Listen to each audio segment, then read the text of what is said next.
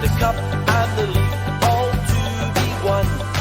Everyone knows there's a job to be done, and with a team so fine, I'm proud they're mine. We'll be singing this song. For real hearts of Dunfermline Athletic, and now we are on song. For real hearts of Dunfermline Athletic, and we'll go marching on.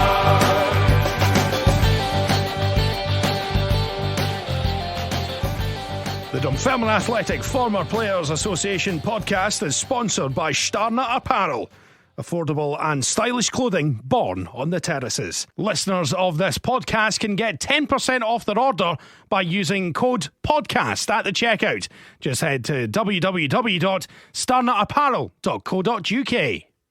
Welcome to episode 13 of the Dunfermline Athletic Former Players Association podcast, Walking Down the Halbeath Road, where we will reminisce about yesteryear and the players who've been lucky enough to wear the famous black and white stripes. I'm your host, Mikey, and on this episode, we speak to a player who had 2 spells with the club, playing 65 times and scoring 22 goals. He would play for Birmingham City in the English Premier League at just 17 years of age, when he came off the bench against Leicester City. He played under the likes of Steve Bruce, Colin Hendry, Jim Jeffries, Dick Campbell and Craig Brewster throughout his career, and we chat about all of that and a lot more in this podcast. So sit back and grab a bovril and enjoy this one with Andy Barrowman.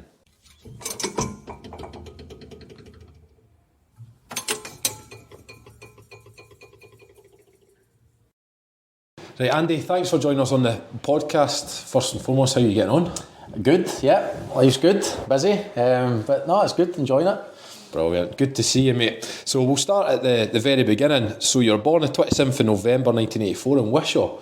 So just tell us a little bit about your childhood and your early memories of football. Yeah, pretty similar to kind of most boys. Ends up sort of playing football as a profession, just growing up, playing with my pals on the street. Like, I don't think that kind of happens nowadays. It's all kind of organised, and my wee boy, he doesn't really play football in the street. They go to clubs and different organised events, but back then it was just from morning to the street lights went on at night. You're just playing football with your pals, and you were learning the game, but at that time you didn't know you were learning. You weren't, in your mind, you weren't practising. You were just playing football with your pals and having fun. Yeah.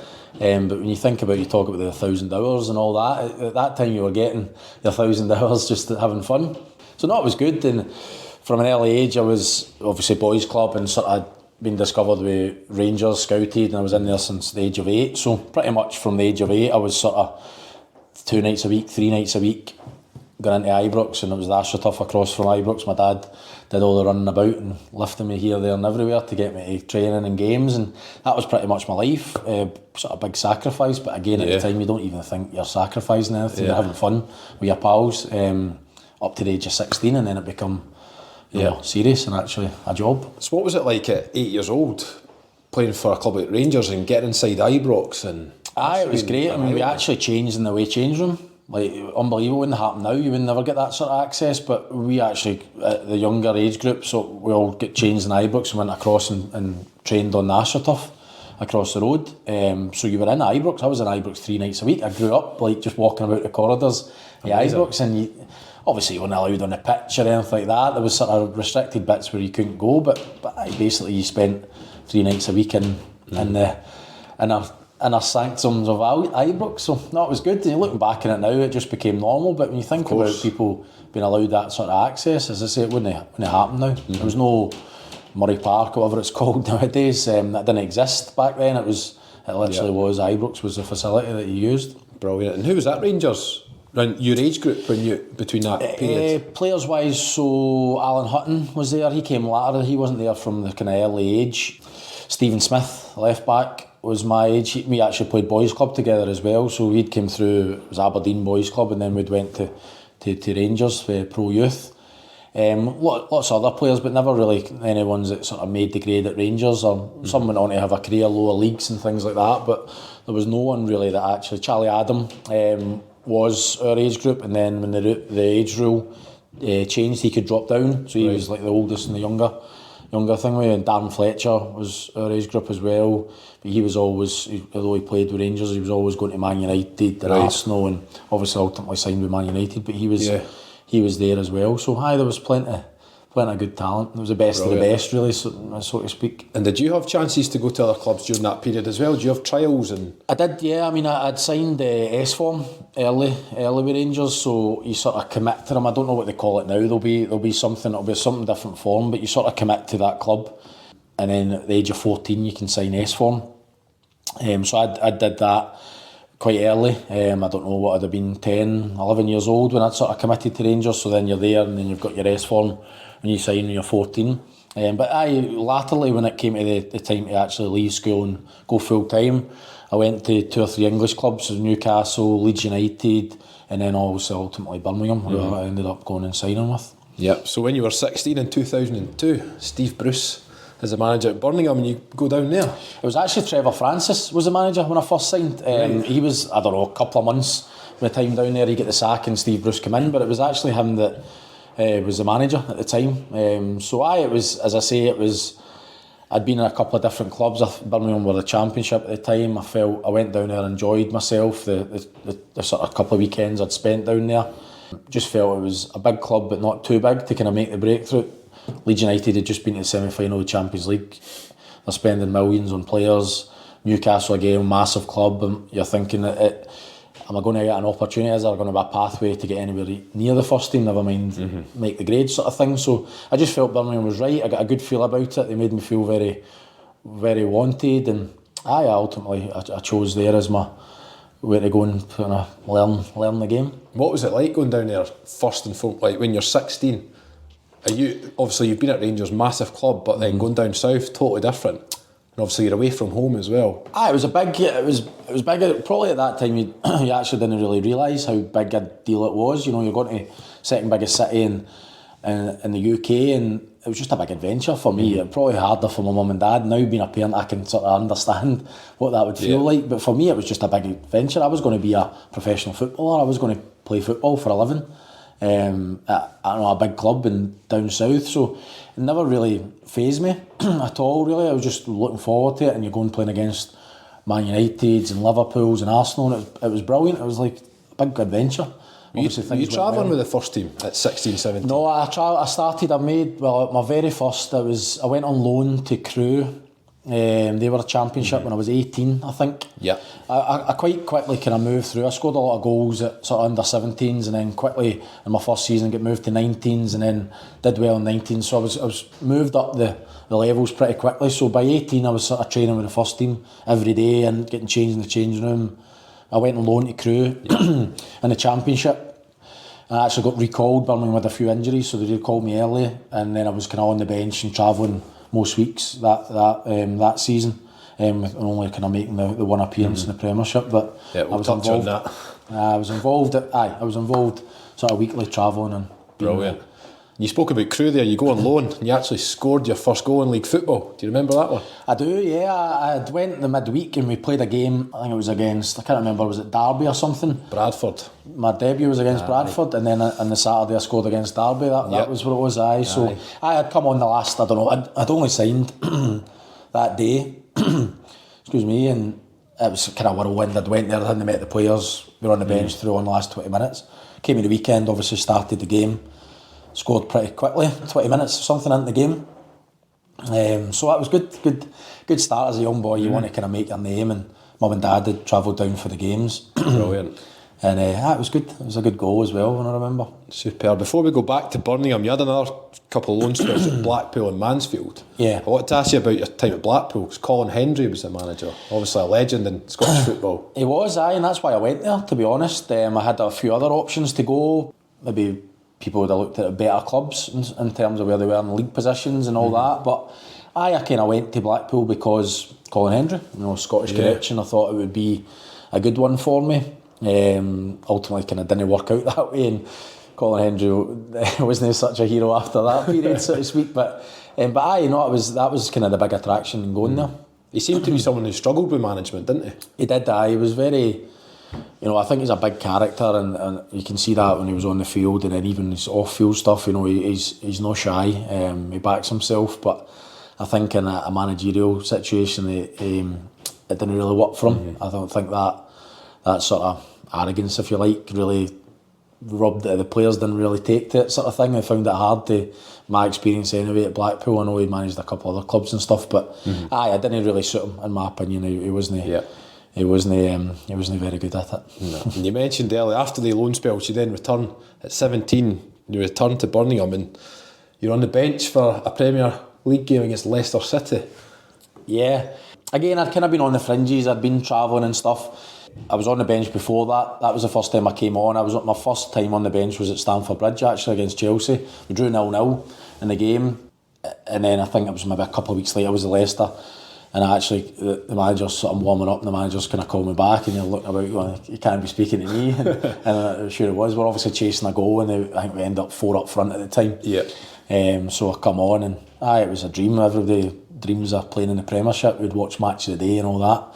And it was just that it was a dream come true. It was 8 minutes, but it was still 8 minutes that hundreds of thousands of other boys and girls dream of making their debut. So I suppose at that age, at 17, you kind of think, this is just the norm for me, this is my life. But now looking back, it must be quite crazy. surreal, really. It is, it was crazy. It is, again, you just become normal. I was actually, I tell a story a few times, that I was actually disappointed, see if I was on the bench and I didn't get on. Like, I was angry, like, you know that, because you're in that, you're not thinking, oh, this is great, I'm here, like, this is a great achievement. You're actually looking at it and going, you should have put me on earlier. I should have been put me on. Or why am I not starting? Like people like Clinton Morrison and Emil Heskey and Christophe Dugarry are all playing ahead of you, but in your mind you're so focused on succeeding and getting on in the game. You probably didn't really take it in and appreciate it at the time, because you're just hell bent on being a success. So that's one thing I probably regret a wee bit. But at the time, it was probably the right attitude. That's what you want. You want boys striving to come in and think they're better than what's in there and go and try and prove it.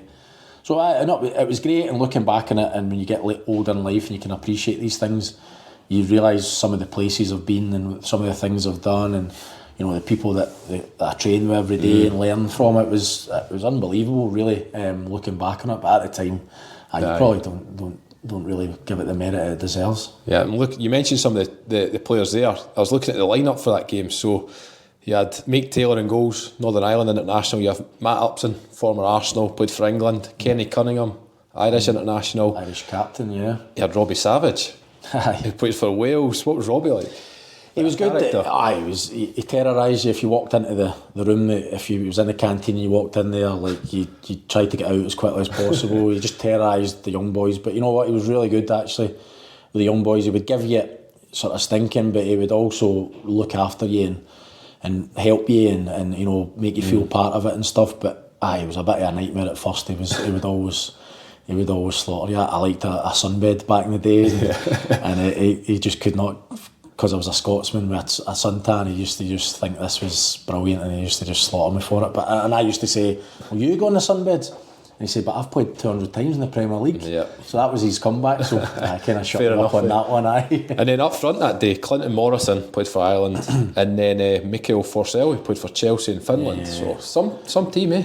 They were. It kind of exploded when I went to Birmingham. As I say, they were a big club, but without being that big. But then first year we got promoted to the Premiership, and everything just went crazy. You know, there were Christophe Dugarry, World Cup winner, came in, and Mikhail Forsell was unbelievable. But for a dodgy knee, he would have been a top player. Like, his ability was ridiculous. I think he scored something like 20 goals that season for Birmingham in a relatively poor Birmingham side for that standard. He was different class. He could have played at I know he played for Chelsea and other clubs, but he could have been a top striker. His finishing was ridiculous.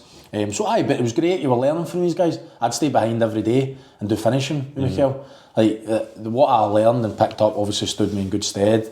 Matty Upson was great with me, you know, in terms of gym work and how he lived his life off the pitch, and that I just copied him. I did what he did off the pitch, and again I continued with the rest of my career. I still did the same things that I'd picked up from him as a 17, 16, 18-year-old boy. So. Yeah.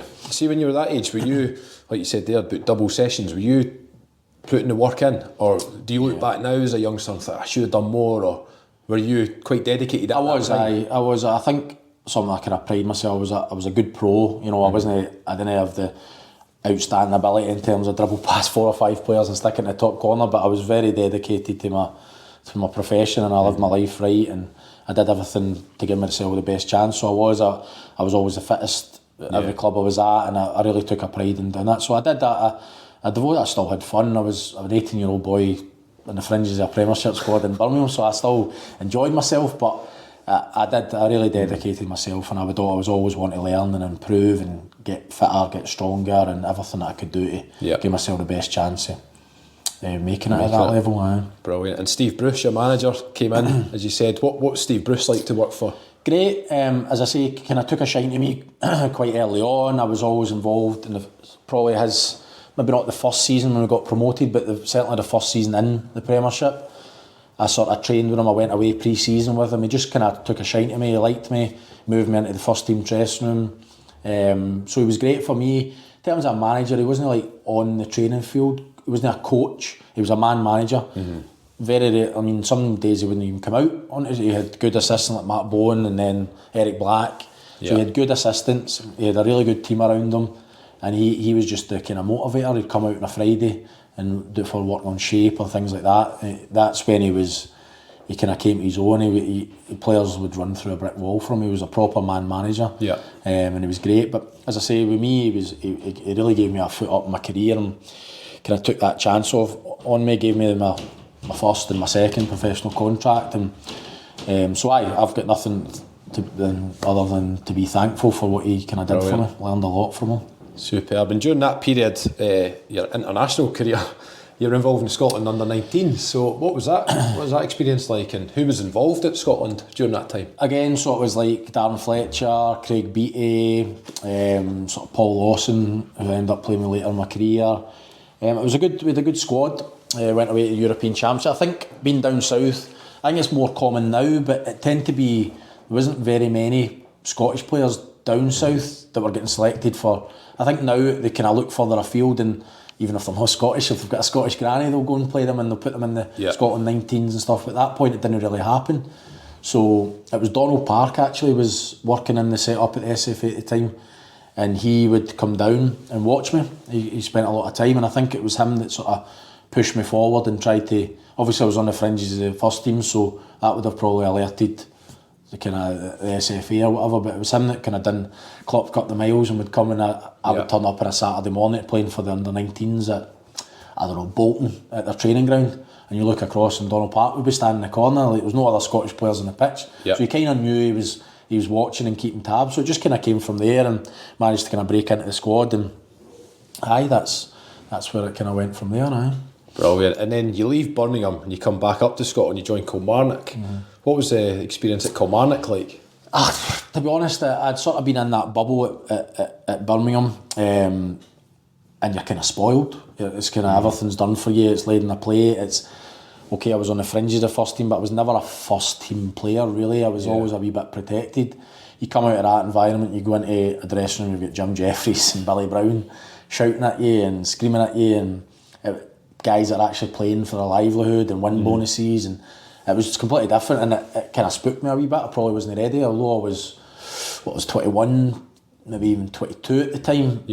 I'd never played first team football. I was never a first team player really, so I wasn't ready for it. I went into that environment and never really done anything that I would sort of be proud of there, and obviously went out on loan and whatever, and it took me till after that when I then go on in Ross County. That's when I probably I was a first team player, and I was really an important member of what happened on a Saturday. So it probably came a bit too early for me, even though I was 21, 22 in terms of my experience in football. It was just game time, too much too soon for me probably, and I wasn't ready for it. So you had a wee loan spell at Queen of the South, and then you join Ross County where it does start to happen for you, and it's Dick Campbell who signed you. It was Dick Campbell. George Adams was there as director of football, so it was George I'd sort of met initially, and then I travelled up, and Dick had just got the job as well, so I hadn't really met Dick until actually my first day of pre-season. It was the first time it was George Adams I'd kind of met, and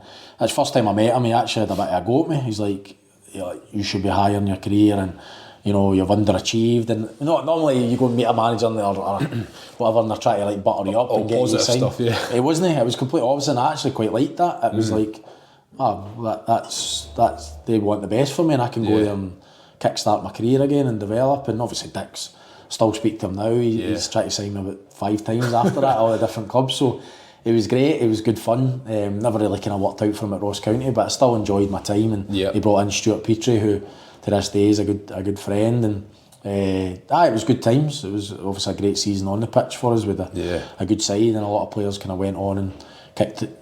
Ross County did it by design. They signed players like me who had maybe had a wee setback in their career and needed somewhere to go for a platform to go and kick on again. And as I said, they done it deliberately. They signed players like points to prove, really. Points to prove, exactly. So they had a hungry squad.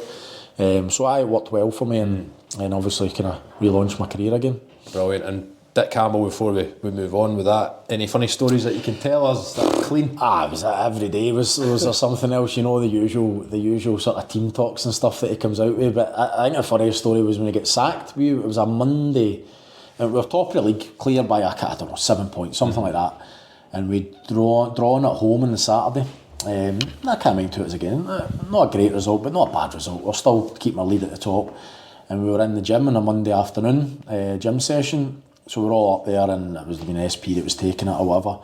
And Dick just walked into the gym and says, "Right lads, that's me, I've been sacked, all the best." And just walked back out the gym. And all the boys are going, "Is this one of his jokes? Is this like one of his..." But no, sure enough, he'd been sacked. Wow. We're sitting top of the league and he had been sacked. Obviously George Adams was director of football, his son then gets a job. Yeah. So there was a bit of that going about. But it was just like, surreal, we're all looking at each other going, "Has he really?" And it wasn't until we'd finished our gym session we go back down and you go, "He has been sacked." You realised? That was that. Well, that season, 2007-2008, you played 33 games, scored 24 goals, and they won the second division. 29 goals? 29 goals I scored, yes. Tremendous. In 33 games? Yep, 29 goals. Amazing. So you then earned a move to Inverness? Yep. So what was that like, and how did that come about? So obviously I'd been scoring goals, so I had quite a lot of options. There was a lot of Premier League teams and that were wanting me and for early on in the January, but they'd offered a few pre-contracts, but I just really, because it was my first season, I just wanted to, no distraction, I didn't want to go and sign with another club at that point. I just wanted to see out the season, see what happened, score as many goals as I could, and kind of put myself in the short window. So Craig Brewster was the manager, another former bar, and he was manager of Inverness at the time, and he just really, again, made me feel wanted. He was a striker, quite similar styles to myself, and as of the kind of January, he was just always on. He was coming to loads of my games if he could. Obviously, been up there, he was always like messaging me on a Saturday night or a Sunday night saying, another goal or another 2 goals. It was just constantly kept that contact. Just if he'd been to a game, he'd say, "Remember that one at the back post, you should have did that," or next time in that situation, do that. And I'm just going, quite clever that, eh? This guy can make me better. Selfishly there, okay, it was a move to the Premier League and financially it was, but I thought I can go there and become a better player under him. So again, that's why I chose Inverness. Wasn't he? As I say, there was bigger clubs and Dundee United and people like that they'd offer me contracts, but I just felt that Inverness was right for me because of Craig Brewster. Basically, I signed with them because of him. And I made the move across the bridge. Yeah, and you scored against Aberdeen on your debut, I think. Is that right? Yeah, Pittodrie. We won 2-0. We were excellent that day. It was a dream start for me. We played.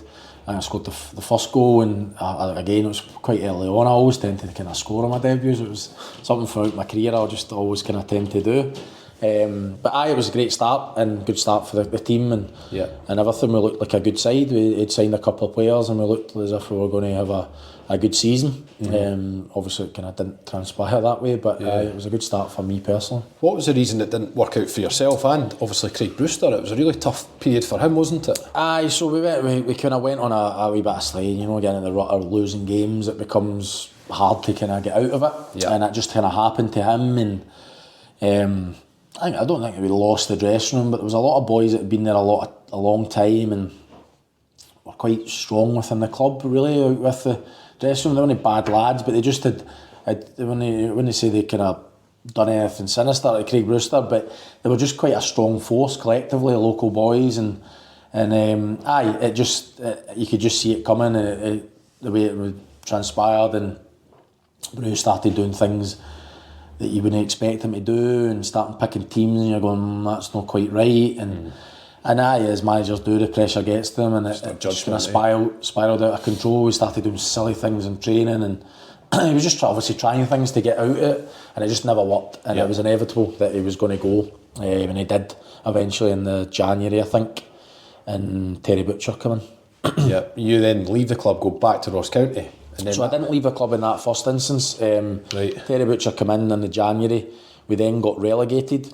So I'd been a bit part player with the January. Terry Butcher just obviously didn't fancy me. And then come the summer, we obviously been relegated. And he kind of pulled all the players in individually. You know, I'd still had 2 years my contract. I'd signed 3 years. And individually he's kind of pulling people in for meetings, and he'd sort of said, look, you're proven goal scoring at that level, and I want you to stay, I want to build a team around you. So you're thinking, great, this is what you want to hear. Even though I kind of hadn't played for him in 6 months, but Premiership, you drop down it, things change, so you're going, great. Adam Rooney was there at the time, and they actually told Adam Rooney he could go. He had another year in his contract, and he said, look, you're no part of my plans, you can leave. So you're thinking, great. So I come back really fit pre-season, hit the ground running, thinking, right, here we go. So that was fine. Did pre-season, done okay in the pre-season game, start the season, and we were getting beat. I think it was the first game, I think. We were getting beat 3-0 from Partick Thistle at home at half time, and I got the hook. He took me off at half time. Again, I wasn't playing well, but I certainly wasn't at fault for getting beat 3-0. And he took me off, and ever since that, it just kind of went downhill, and he just sort of obviously kind of took a dislike to me, and then never played, and I was on a good contract there. I was on a really good contract, and they kind of wanted me to go. They tried to free up the money to get me to go. Dunfermline had come in, Jim McIntyre at the time, but they couldn't agree a deal, and it never kind of happened. So I stayed there till the January, and I think it was the last day of the window that I eventually left Inverness, come to an agreement with them, and I'd already agreed to sign for Ross County again. So I went straight from, I think it was like 10:30. I was sitting in my living room, deadline day, and I got a phone call from my agent to say, get yourself down to the ground, I've agreed. I sort of severance, so that was fine. I went straight from there to a hotel in Inverness and signed for Ross County. Wow. And Derek Adams, I take it? Derek Adams was the manager there, and I was back at Ross County. Yep. And they were flying at that point. You got to Scottish Cup final that season.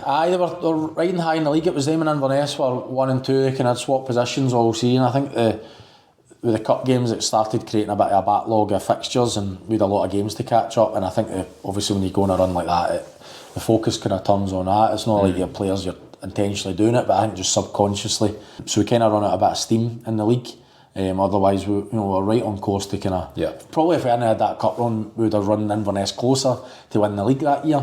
But obviously we go and create something really special with the Scottish Cup, so you're not going to say you would have taken it any other way. But it was a good time to go back there. Actually, I would have been cup tied for the Scottish Cup, because I hadn't played. Terry Butcher, I wasn't even training with the first team. I was training on my own. He was just trying to obviously pee me off to get me to go. To leave, And it was me and Roy McBain and Graham Shinney actually was another one that wasn't part of his plans, and we were training separately, just ourselves with one of the coaches. Then something happened, somebody got injured, and we were playing Queen of South away in the Scottish Cup. I knew I was kind of leaving. It was like in January, so I knew something would probably happen. And he said, you're travelling, you're going to be on the bench, we're staying overnight. And I did sort of had a tight hamstring, so my dad's saying like, don't go, just tell him go and train tomorrow and say your hamstring's tight, you're not travelling, like you've got to be selfish. And I'm like, nah, I can't do that, like I'm a good pro and always pride myself and all that. And he's like, look, you've got to be selfish, like you go to another club, you miss out. And thankfully I listened to my dad, because I would have missed all that Scottish Cup run if I'd went there and went down to Queen and South and played 5 minutes or whatever he would have gave me. So I missed the game, and as I say, a week later I moved to Ross County, and the rest is history. And a famous result in that cup run, beating Celtic in the semi-final. You played in that, didn't you? I did. I set up with both goals actually. It was brilliant.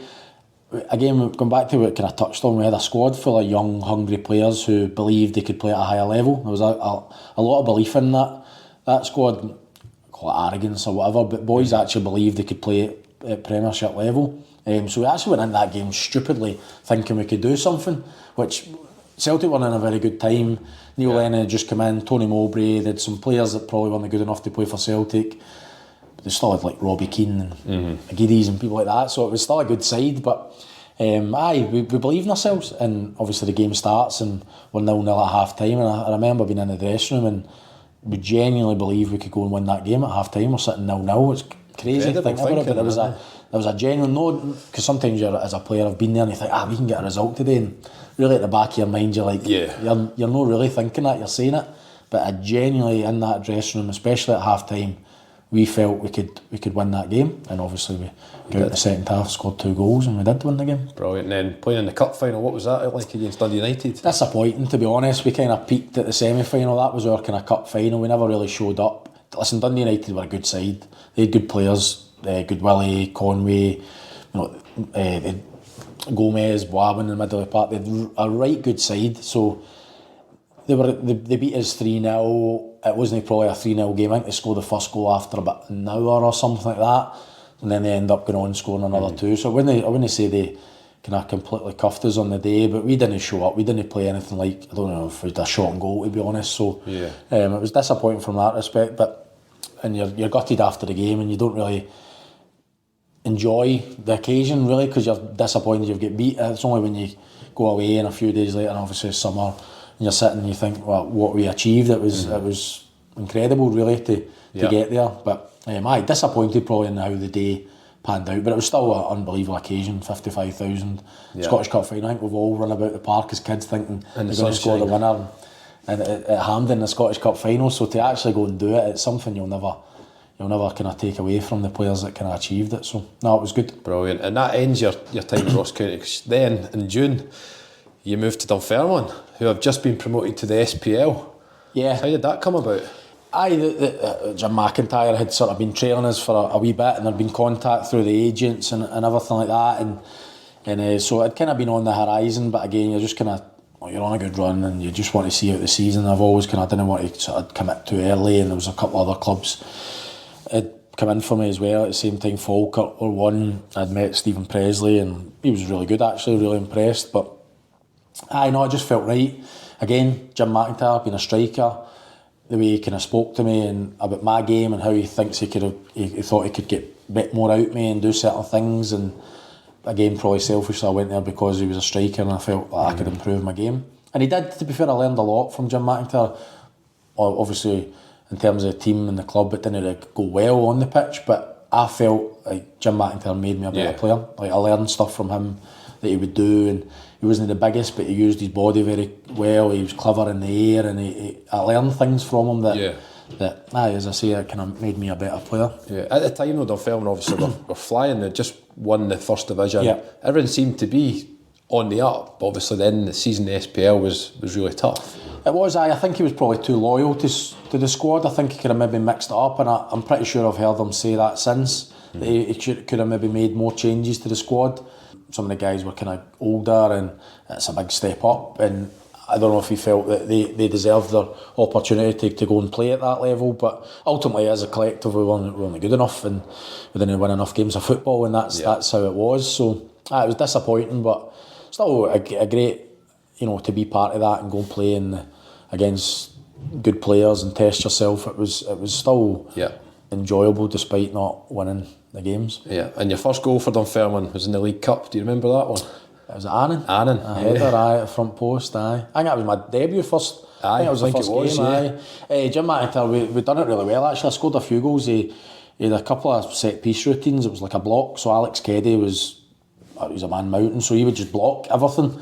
So I started at the back post, and I'd kind of run round, and Alex Keddy would block my marker, and I scored front post header. And I scored against Aberdeen at East End, I think. It was a reverse. I sprung on the back, and he was quite clever with his set pieces. We worked a lot on it, and it actually benefited me because I would always tend to be the kind of one that was on the end of it. So it was a set piece routine from the training ground, and I managed to get across the front post and score.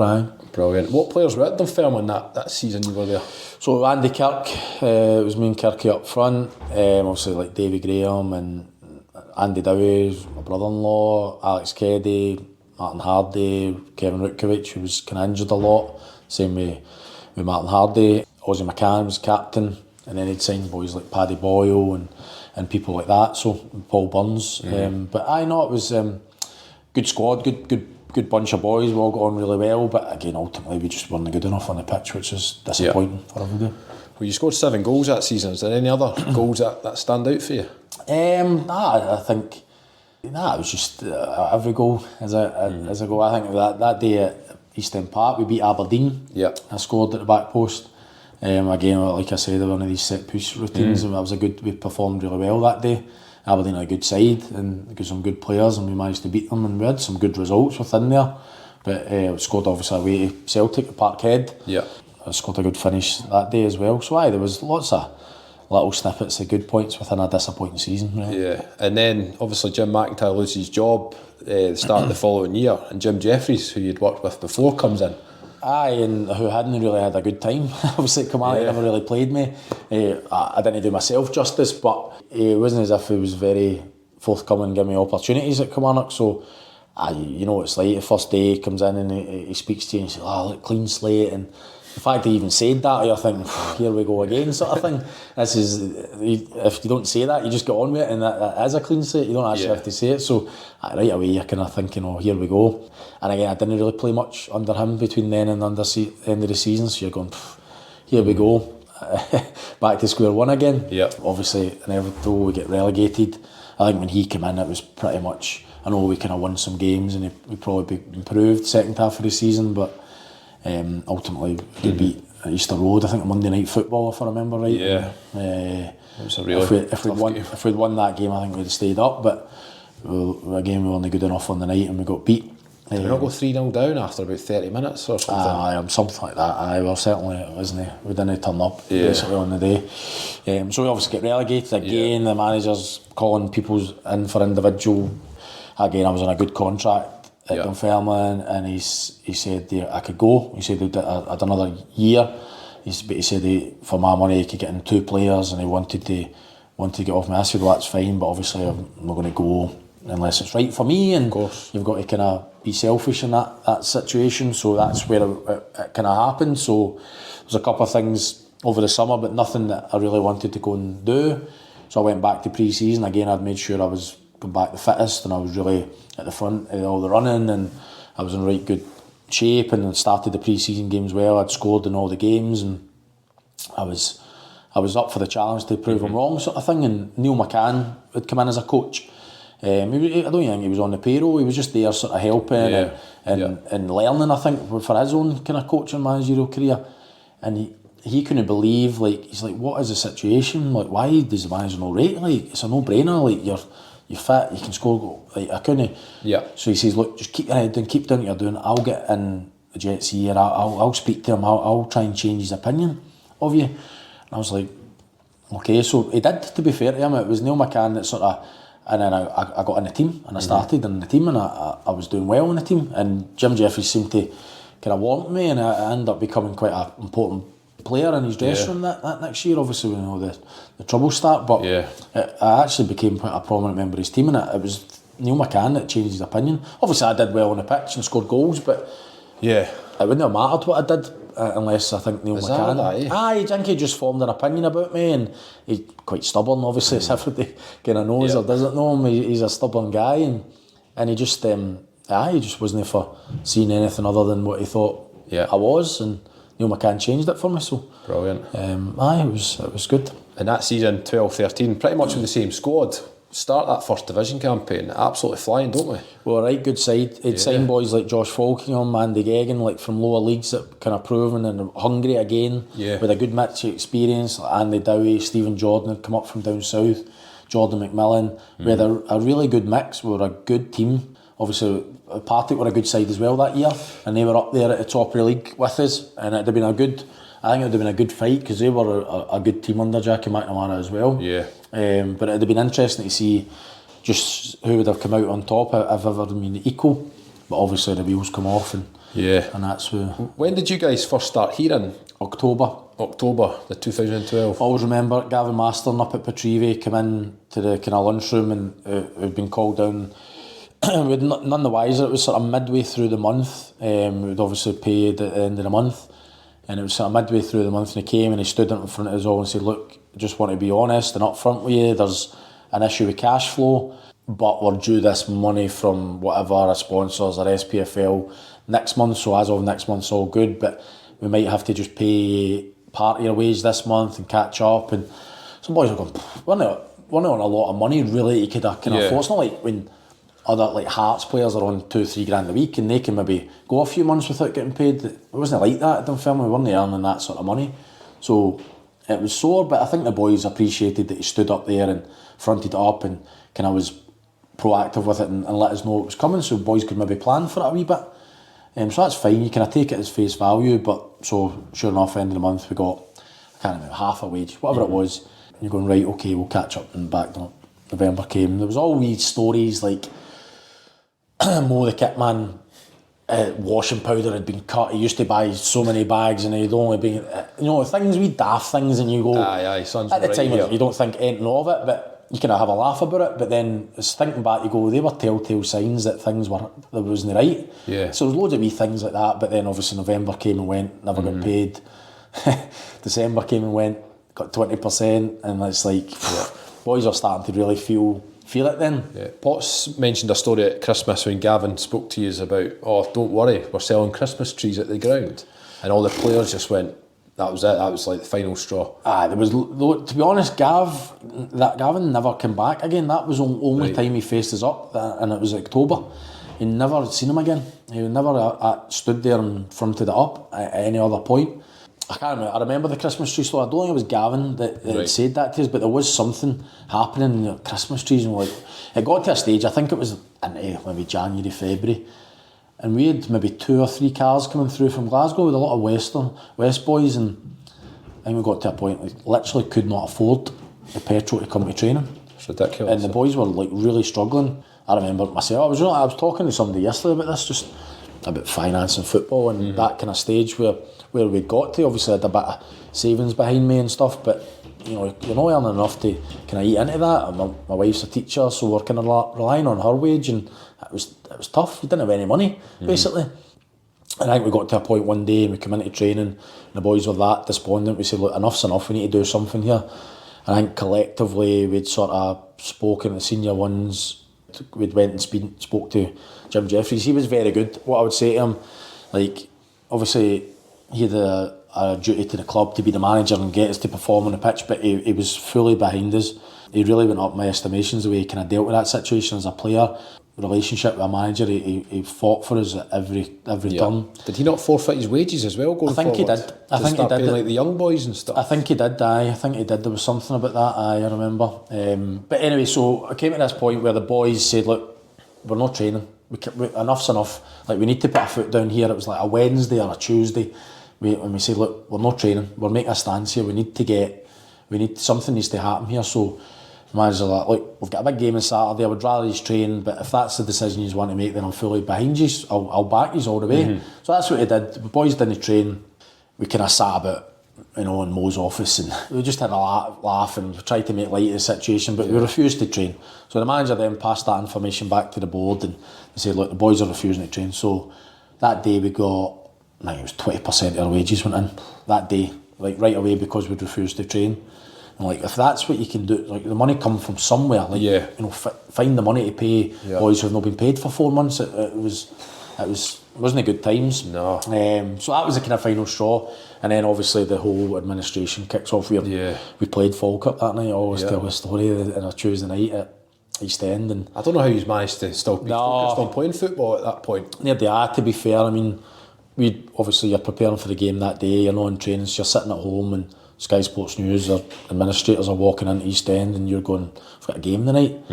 You didn't know what was happening. I always remember sitting in the change room and the ref was it George Salmon, his name is? Yeah, it rings a bell. Something like that. I think that's the guy, and I can see his face, and he walked in to the change room and he came in to speak to him, "Which kits you wearing?" What's I go, "Oh, hell, that nonsense." And he actually went round and shook everyone's hand. He said, "Guys, I don't know how he's doing this. It's incredible." Like, I always stuck in my mind with him. He was really Didn't good to do that. He was really compassionate, and he said, "Look, fair play to yous. I don't know how yous are managed to kind of go out and prepare for a game. But we did, and we were shells ourselves really. We didn't really. Your head's not in it, is it? 2-0, I think we got beat on the night. But it wasn't. The game couldn't end quick enough, really, to be honest. Yeah. And then obviously you're going home and you're told to report the next day. I think 10 o'clock or something. Yeah. To find out your fate. And everybody's in the big room. What was that day like? Oh, horrendous, horrible. So you see the photos of you guys coming in as a group, and you can just tell on your faces like. We didn't sleep much. I know after a game, I'm not really good with sleeping anyway when you've played a midweek game. But with that hanging over your head, there was zero sleep. So you're turning up and we're travelling through in the cars. As I say, those boys kind of knew what was happening, that it was going to be the kind of top earners that were going to take the hit, and they needed a team to play out the season. They knew the younger ones would come into it and the guys on less money, so we kind of knew. Dressing rooms know what people earn, but they kind of know the ones that are at the top of the bracket. So we kind of knew the players that were probably going to be hit with it.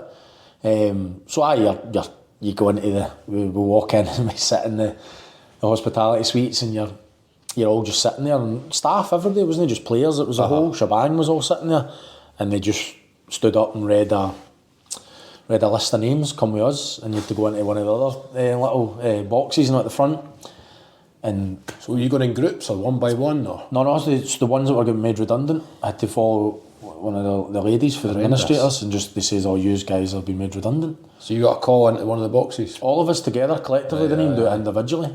But I had sort of said, I sort of thought about it, and as I said, we kind of knew the ones that were going to be let go. Yeah. And I'd sort of come to, and I think we had to sign with somebody, this was like the 28th of March or something like that, and we had to sign somebody, the registration window closed, or else you wouldn't play into the next season. So I'd kind of spoke to my mum and dad, spoke to the missus at the time, and sort of come to the thing where, look, I'm going to play for free, because I thought, where am I going to go? It's, I need to play football to get a club next summer. Like whatever is going to happen, I need to be playing. So I thought a chance of me getting another club between now and Sunday or Monday, whatever it was slim. So I thought I'll play for free, and I'd spoke to, obviously Andy Barrowman, my brother-in-law. So I'd spoke to him, and I'd said, look, this is what I'm going to do, and he was kind of to and fro, and he was going to do it as well, but then he decided, like, I'm not going to do it, I need to kind of earn, and I'm going to try and get another club and take the chance. So that was fine. So they said, and when they read us all out and they said, yous are all being made redundant, they said if anybody wants to speak to Brian Jackson, administrator, you can do so on your own, sort of thing. So I said, like, I would like to speak to him. So then I had to kind of wait about, and it was horrible. It was like tears, and even the boys that were getting kept, it was horrible for them, because they were all young boys and they didn't really know what was going on, and we were more experienced, but it's still a horrible situation. But the staff were in there as well. I know, terrible, it was like the staff were getting let go, not just the football staff, like all the other staff. It was everybody in the one room. It was really cold how they kind of done it, to be honest. I suppose they're outsiders or administrators coming in, they don't care. No, they've got a job to do. Of course they do, and you can't criticise them. They're there to do what they do. That's when it gets to that stage, it's beyond anybody's help, sort of thing. Yeah. So I did speak to Brian, and I said about playing for free, but I couldn't. It was insurance or something like that. Right. They wouldn't insure me, or I can't remember, some paperwork. It was a load of nonsense. So I couldn't even do that, and I wasn't able to do it. So that was us. We were out of a job, and you had 2 or 3 days to find a new club, or else you were idle till June. Yeah, you end up going to Dundee. Did you have other clubs interested? Was it tough for you? No, I was lucky. There was 2 or 3 clubs that got in contact. I think they were all kind of aware of the situation, and they'd got in contact. But it was Neil McCann again. John Brown was the manager at Dundee, and Neil McCann had put a word in to Bomber for me, and ended up signing there. They were obviously, I moved back up to the Premier League, and they were in the Premier League, and I managed to sign. It was pennies. I wasn't earning a lot of money. They didn't have any budget, but they seen it as an opportunity to get another player that might kind of help them. They were trying to stay in the Premier League at the time, and I went back there to the end of the season and earned some sort of money. Travel expenses. Pretty much. It was peanuts. Honestly, it was peanuts. The good thing was they were trying to stay in the league, so the board did double bonus. And they actually won a lot of games. I think we won 5 out of 8 games or something to try and make a fist at it to stay in the league. And I was a sub. I hardly played. I played once or something, but the subs got the full bonus as well. So actually, I'd done okay with it in the end, because as I say, it would have covered my petrol, and that would have been it. Probably what I was actually earning. So. Yeah, and then after that, you have a stint at Livingston and then Morton.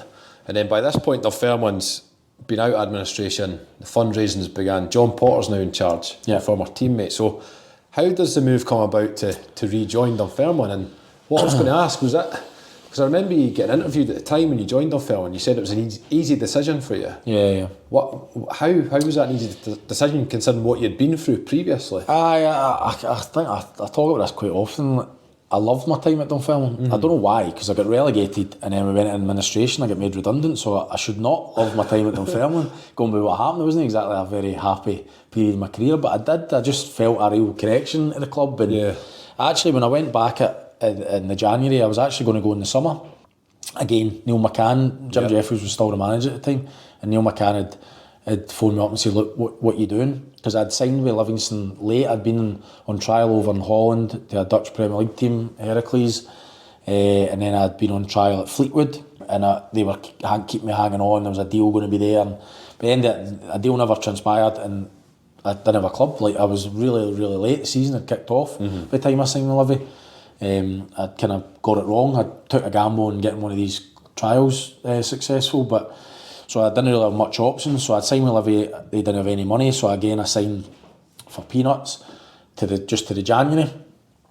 It was a good opportunity for me to get playing games, put myself in the shop window and just see where we are.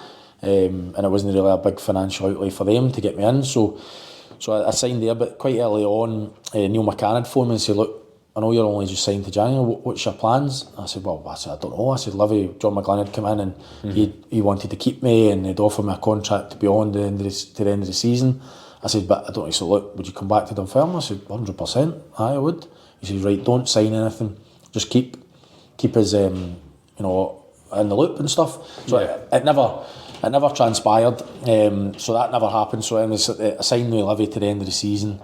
Again, injuries horrendous, never played much football, so you come the summer again, you're scratching about trying to get a club and try to get a job, earn a living. So I signed with Morton, and then that obviously again, that Jim Jeffries is still the manager, but then Potsy gets the job, I think just before Christmas or January, December, something like that.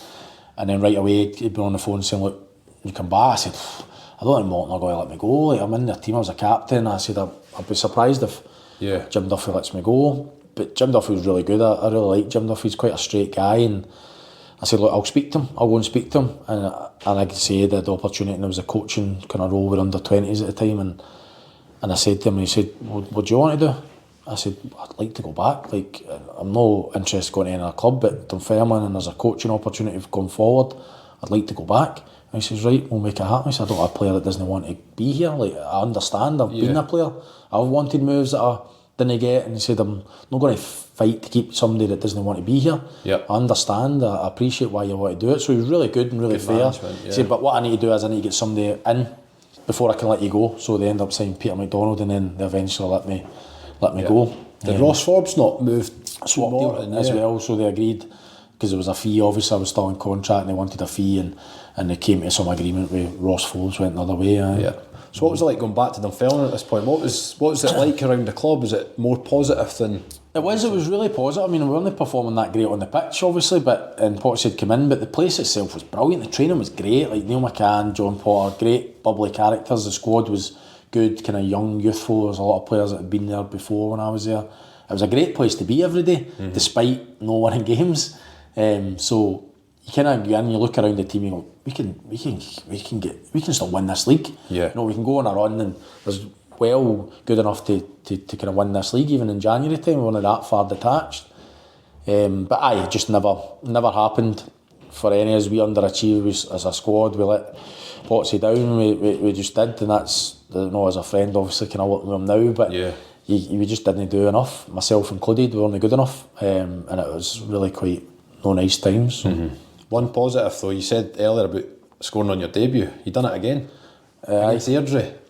Second debut for Dunfermline, you scored again. I can always just tend to score. I don't know what it was, but I did. Didn't score many goals when I come back, to be fair, but I managed to get a few goals. And Michael Moffat was up front at that point as well. How was your relationship with Michael? So Michael Moffat was obviously, he'd scored a lot of goals. He'd quite a coup for Dunfermline to get him, but never really hit off from there in terms of goal scoring. He was contributing to the team, but people were kind of criticising him for not getting goals.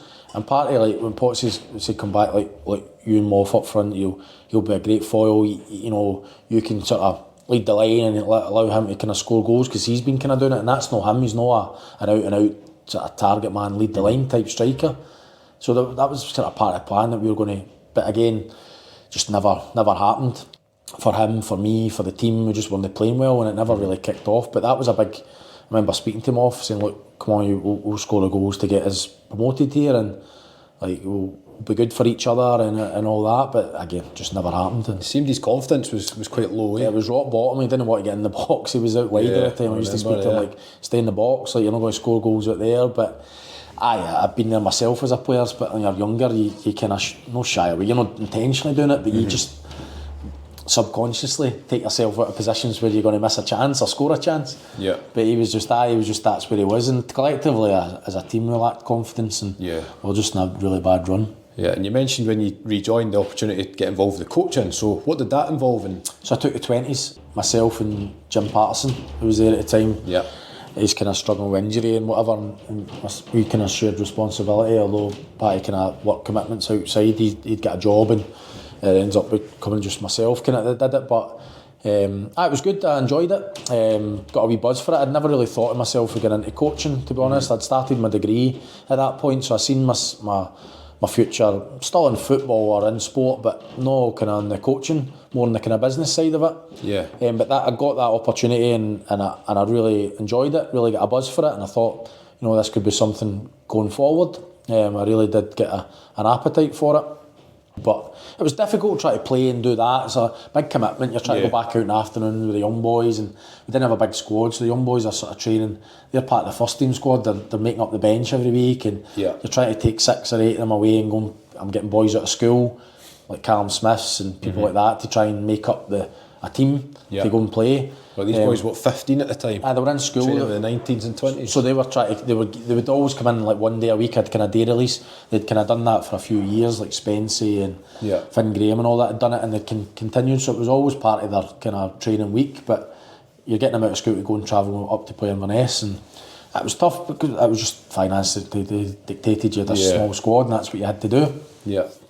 But it was a big work, big commitment, and you couldn't really be focused on being a player because you were kind of one eye on the game that Tuesday or whatever you were doing. It was interrupting your training schedule as well, so it wasn't ideal in hindsight. What I'd rather have just focused on one or the other, basically. You see that quite a lot with players/managers, don't you, who involve obviously still playing in first team, but also the manager. It's either one or the other, isn't it? It's tough because you're coming in the morning as a player and all you're focused on getting yourself ready to train and doing the training session, preparing for the game at the weekend, but you throw into the mix that you've got an afternoon session to plan with the 20s, and it's just kind of, me myself, I just couldn't get into the rhythm of it. Didn't really have very long at it. Maybe over time I'd have been better, but I just didn't work for me, and I just could not get myself into a routine or a rhythm. Did you realise after that the coaching maybe wasn't for you? I think obviously because Potsy never got the job and Alan Johnson came in, and I think if Alan Johnson had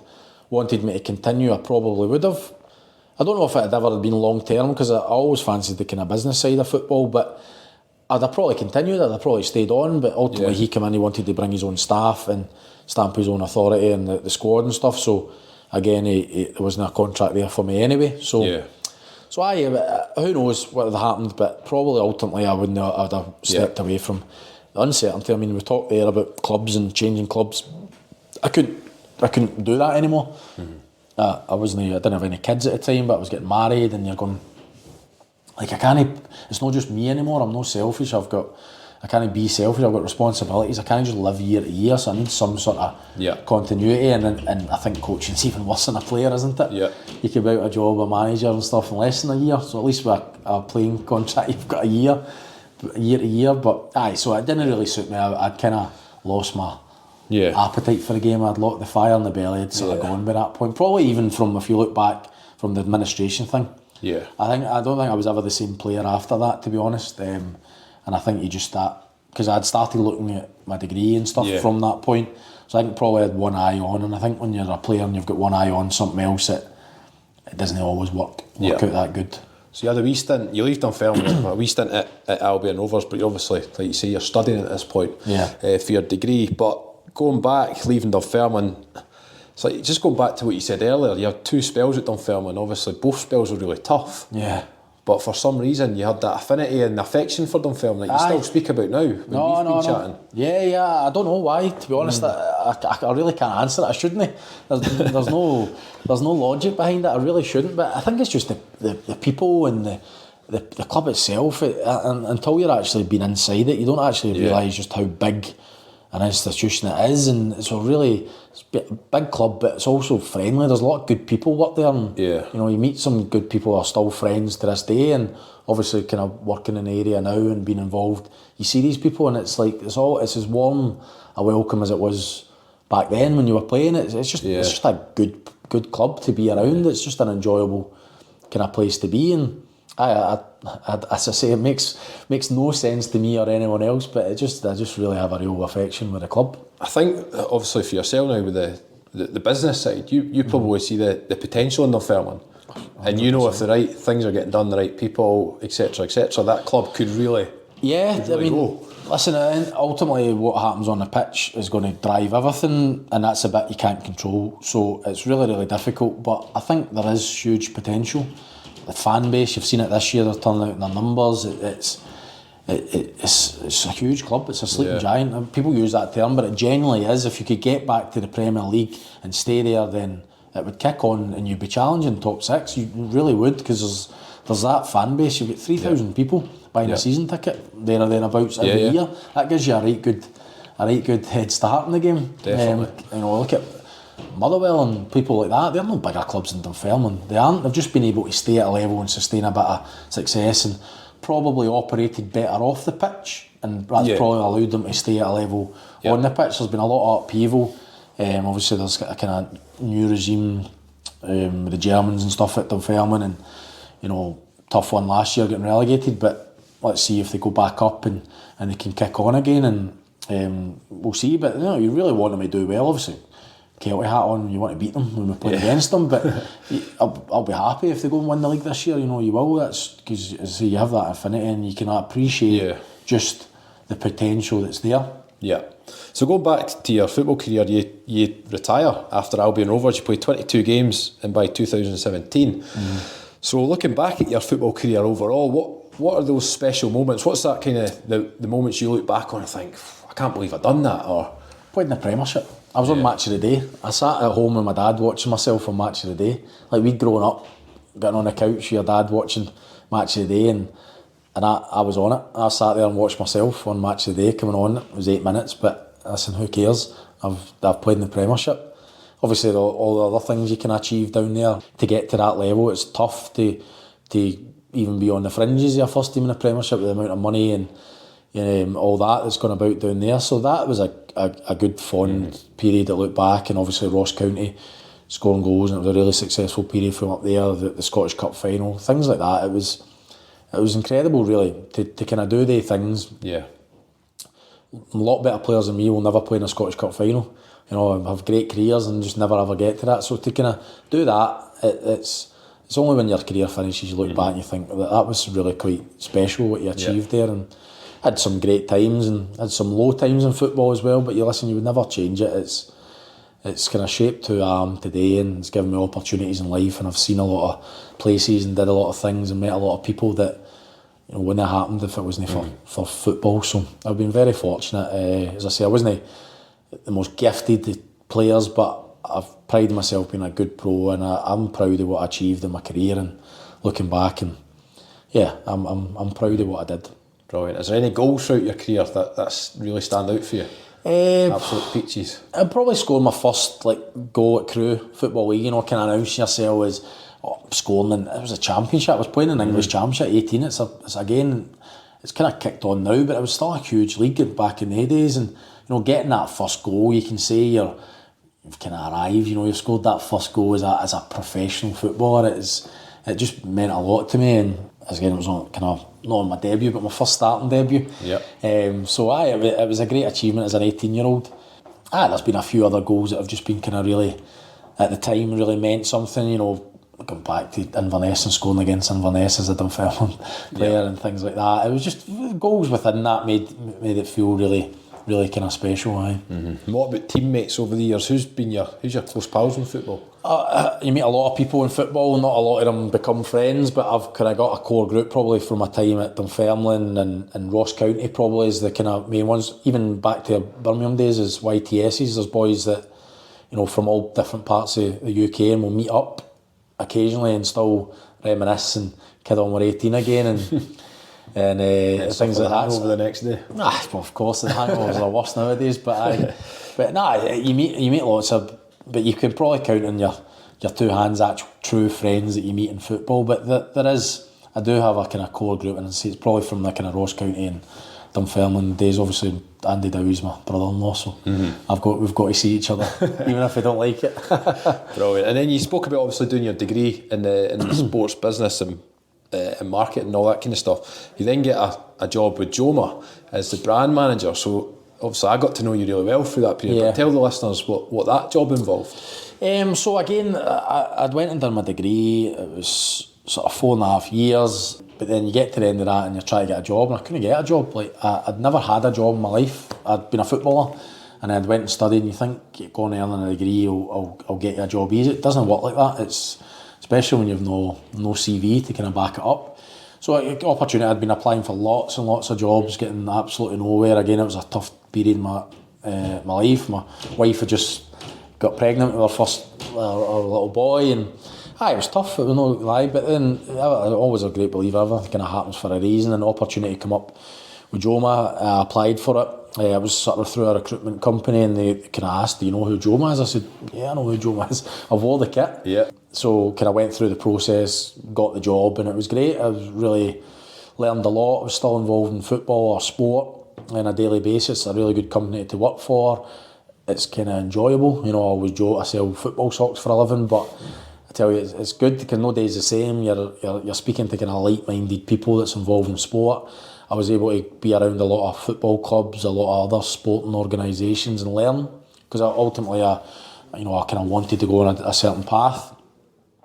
I'd hoped to go on a certain path in my own kind of second career, and that opportunity allowed me to gain build a network, gain a lot of knowledge that kind of allowed me to kind of go on and kind of on the path I'm on now. So part of that role, you were obviously helping choose kits for clubs and sorting training gear and obviously merchandise for the shops. And what clubs were you involved with through Joma? So Dunfermline, obviously, kind of most notable at that point. Dunfermline, Partick Thistle. Actually, kind of grown. My time there, we had 3, I think, the professional clubs. I think we were up to 12, 14, something like that by the time I left. Obviously, different levels within the SPFL, but out of the 42 teams, that's a really good achievement, I felt. I think we kind of, Joma have got a really good, strong name in the kit manager in Scotland, and I hope that I kind of played a big part in that. But it was great. Obviously, Dunfermline was always, I knew Mo, so I was used to Mo shouting and swearing at me, so it was no different when you're trying to sit and pick kit, and you could never make him happy, but that's just Mo, and that's the way it is. As long as it was blue from memory for training, he was happy with that, wasn't he? I don't know where that come from, and by the way, I don't even think Mo could tell you where that come from.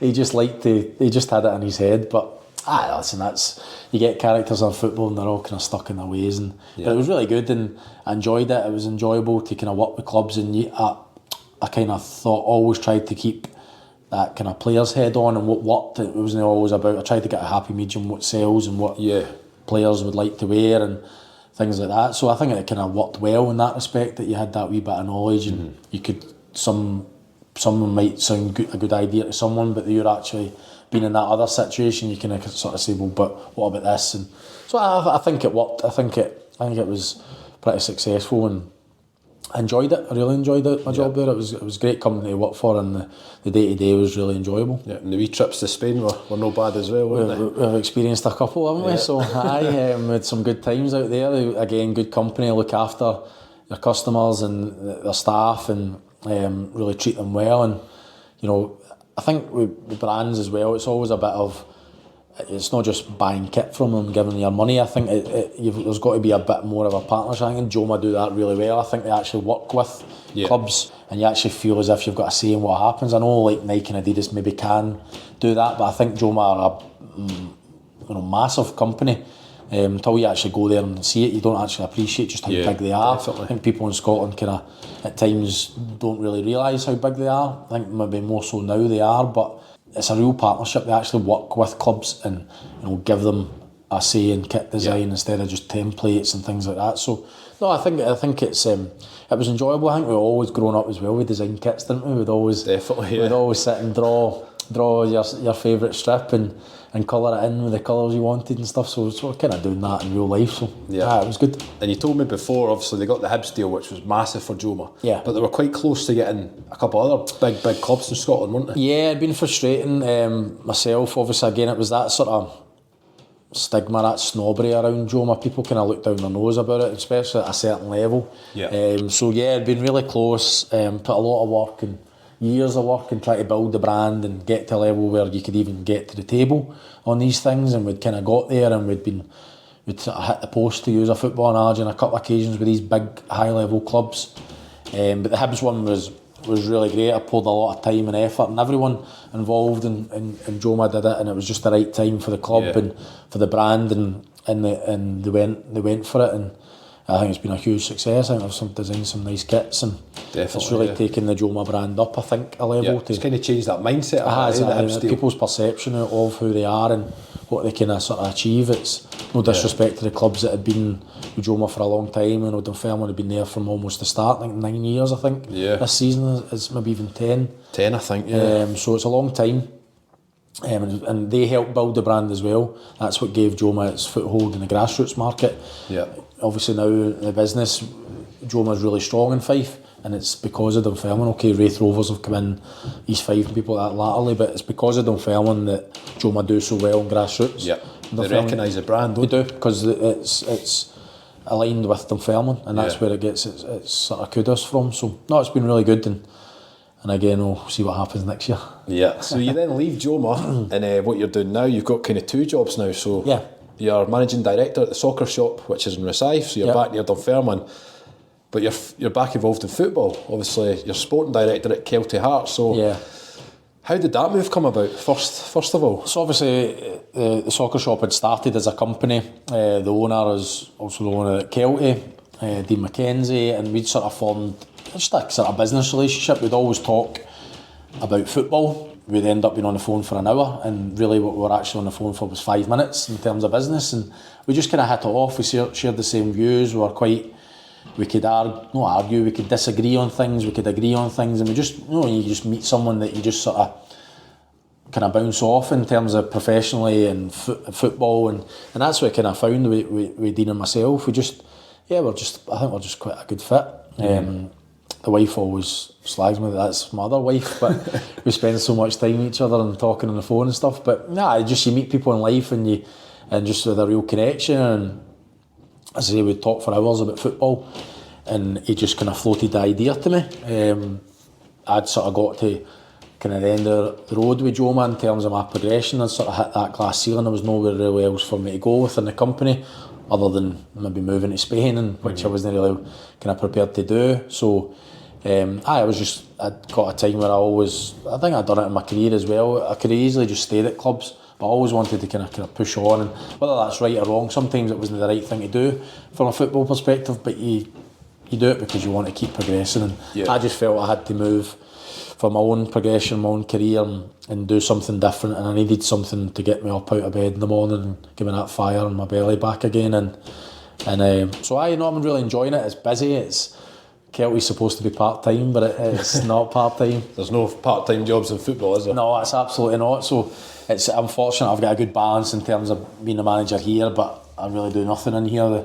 I've got a good team around me, and they kind of support that and allow me to have my time and signing players and everything else that's involved at Kelty. So no, it's good. It's a good mix. It's busy, but the missus might tell you otherwise. That don't see a lot of her and the kids at times, but it's enjoyable. Otherwise, why would you do it? Really, you pour too much of your life in it if you didn't really enjoy it, and then you wouldn't do it. A sane person wouldn't do it anyway. Yeah. So what does the role as sporting director involve? You said signing players, obviously a big part of that. Yeah. What else is keeping you busy with I think Kelty obviously Hearts? Dean sort of is driven the club. There's a great committee there. They always talk about the team behind the team, but Dean has sort of driven the club and taking it to the level it was. Dean's obviously got other businesses and he's a busy man, so I think he was looking for it. Obviously come off the back of the COVID, and it was a really tough time. He'd kind of taken that fight on himself, and legally in terms of promotion and the SPFL and SFA and all that. So it was a really tough time. So I think he was just, looking for a bit of a help to kind of run the club. So sporting director, but I'll get involved in other things that are probably nothing to do with the actual football side of thing. But I like it. I'm learning. I've learned a lot, and I'm very fortunate for the opportunity that Dean has given me, because I have get exposed to things in terms of budgets and finance and profit and loss, things that I probably shouldn't be involved in as in terms of sporting director, but it's good for me and my learning. I've kind of threw myself in. I think one of the first signings I made at Kelty was a safety officer. Like, that's nothing to do with a sporting director. Yeah. But I wanted to kind of throw myself into that because it was part of my learning and me development. And I said, Dean's allowed me to kind of do that and give me the opportunity and my place at the club to kind of have a say in these things. And learning all the time, made loads of mistakes. It's obviously been good on the pitch in terms of last year, winning the league by 21 points. This year's been a different challenge that was always going to come as a club. We're always going to kind of let that get to that level where things kind of have to slow down. I went 100 mile an hour. Kelty for the last 9-10 years, so we're kind of at that stage now. It was part of the plan that you would get there and then you'd stabilise, build everything round about the club. So that's kind of where we're at the minute. But it's enjoyable. It's enjoyable now as it is when you're winning leagues by 21 points. So otherwise you wouldn't do it.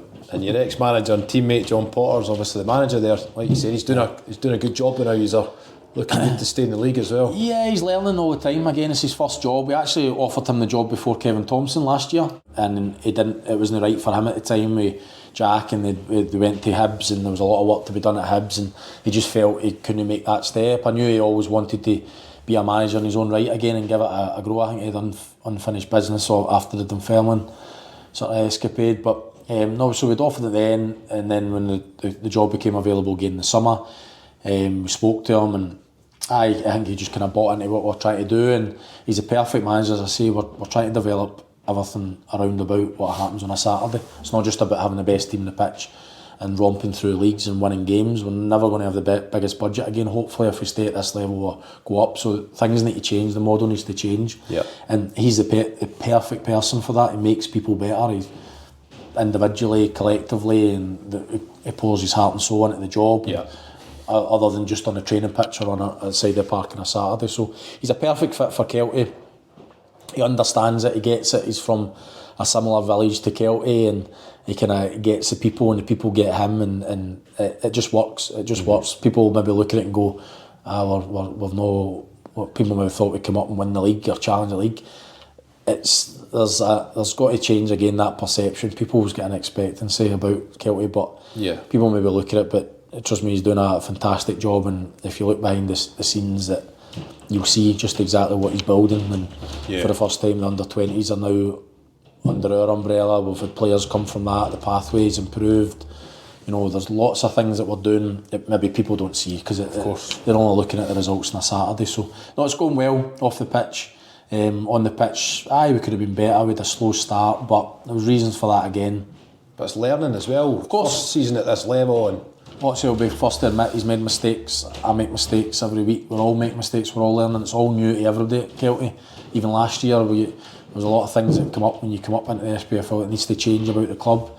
We had to do it very quickly to try and get up to speed, and we're still working at that. But I think if we can stabilise for the next couple of years and just get all these things together and become better off the pitch, then it'll help what happens on the pitch. So we're in that process, and as I say, it's good when you've got like-minded people and people you trust and believe in, then it makes the whole process more enjoyable. Brilliant. Well, we wish Kelty all the very best, apart from playing Dunfermline, of course. We've been unlucky against Dunfermline, I think, this year. I think obviously we've played really well. They've been tight games, but I think obviously just as we spoke about before we come on, the depth of squad and things like that, it's just kind of took it it's just paid for Dunfermline in our games against them, despite us putting good performances on, and it just ultimately there's a different level. But to us be competing and being on the same pitch and in the same league, if anybody had said that 5 years ago, they'd have called them mad. So it's good. It's good in that respect.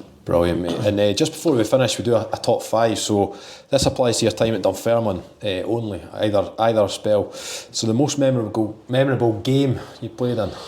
Ooh, probably at Celtic Park. I think we got beat 2-1 in the night, but we run them really close. I scored, and they were like keeping the ball in the corner and wasting time and stuff, which is unheard of at Celtic Park. A Dunfermline team going there. So that was a really good. I was in a good run of form at that point, scoring goals, and continued that night and got the goal. And so I'd say that kind of probably sticks out for me that night. Brilliant. Who was your best mate from your time at the club? Obviously Andy Barrowman. I keep mentioning him. He'll be chuffed for the name checks and this. I'm not so sure. He's you could give him £1 million and he wouldn't be chuffed. He's just that's his character. But no, he's good. So we were pretty close, and we had a wee group that kind of travelled in the car together. So Alex Kelty, we'd been at Ross County together as well. So there was that kind of wee group. I still speak to Andy Kirk quite a lot. Obviously he's at Brecon. He's doing well, isn't he? He's always trying to sign players from us, so I speak to him pretty regularly, and we're always talking and stuff. But I would say probably they would be the main ones. Brilliant. And the best player you played against? Some good ones. Obviously the Rangers and Celtic teams were really good. Victor Wanyama and people like that. Boguera actually was really good for Rangers. He was strong, quick. Centre half. Yeah. What I thought was really tough?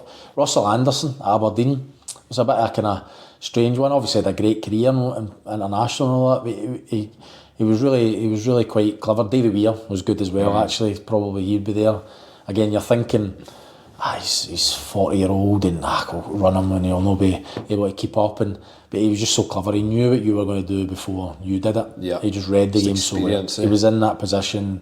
He went to make a run. He was already 5 yards deeper collecting the ball, and it was just clever. Just that's how he played at the level he did. Till he was 42 or whatever it was.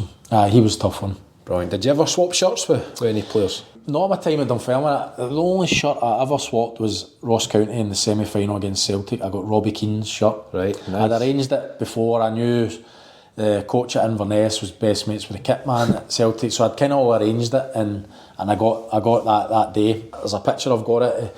I'm coming off the pitch and I'm saying to Robbie Keane, like, shirt, and he's saying, no, I've arranged. Somebody's already getting it, and I'm going, it's me. You can see the picture. I'm actually saying, it's me. He's like, oh, I'll just get it inside. Obviously, he wanted off the pitch as quick as he could. He wasn't interested in me asking for his shirt. So I regret that, to be honest. I wish I'd probably done it more, but again, when you're kind of in there, you just want to win, and you just want. It's not really about shirts, but when you look back, I probably think I should have maybe done that more. Were you one who kept memorabilia from? My dad, no, I don't have anything. It's all my mum and dad's house. My dad keeps everything, like right the way back to when I was boys club. He had books when I scored. He'd keep every result and how many goals I scored in the game, and he's got all that. And like I generally, everything that I ever get, anything, it was always just went to mum and dad. He's got all my strips for all my teams that I played for, and it's maybe something. Obviously, I've got a boy now who's kind of getting into football. He's 5, and it's maybe something I'll look back on with him, and it'll be quite nice to kind of share. I sometimes stick into YouTube, kids are all over YouTube, and he kind of likes putting Andy Barrowman in and seeing all your goals, seeing some clips. So it's quite nice. He's now getting to that age and he kind of understands it. So brilliant. It's really weird that, because you said about your dad collect stuff. A lot of the players who I've spoken to, it's always their dads that keep the scrapbooks, the programmes, the shirts. I don't know. Again, it's just something that never really interested me. So I would always just give it to him, and he's got it all. And but you're glad he's kept it all the way. No, definitely. Brilliant. And the favourite stadium you played in? I played in some big ones down south. Obviously, coming through. Villa Park was always good because it was a Birmingham Villa. Even reserve games, you'd get 5,000-6,000 people at the game, and it was always good to play there. I always tend to score as well, so I always enjoyed that. But obviously Rangers, Celtic, Tynecastle was always good to play that as well. So there's a few I couldn't really pick. Hampden probably as well, But I've played there in an empty Hampden against Queen's Park. Of course. So it's a wee bit different. And your one favourite memory from your spells at the club? Difficult again, because I've spoke about it. It's just there's nothing really stands out in terms of success on the pitch. But it's a difficult one. I couldn't really answer that. Probably going back, back the second time, it was probably really I was just so happy to go back, to be honest. That's probably, I remember the feeling, and couldn't wait to get it done, couldn't wait to get up there, and just that feeling of kind of being back. It was probably, I'd probably say that. As stupid as it sounds, it was going back. I'd probably my happiest memory, aye. Brilliant. Well, Andy, on behalf of the Former Players Association, thanks for your time. No, thanks for having us. Enjoyed reminiscing. Thank you for listening. Remember to subscribe to this podcast, which is available on all popular platforms such as Apple iTunes, Spotify and Google Podcasts. Thanks to our guest in this episode of Walking Down the Halbeath Road. This podcast was produced by Jan Motkiewicz and music supplied by Stuart Dusty Miller. We look forward to speaking to another former par in the next episode.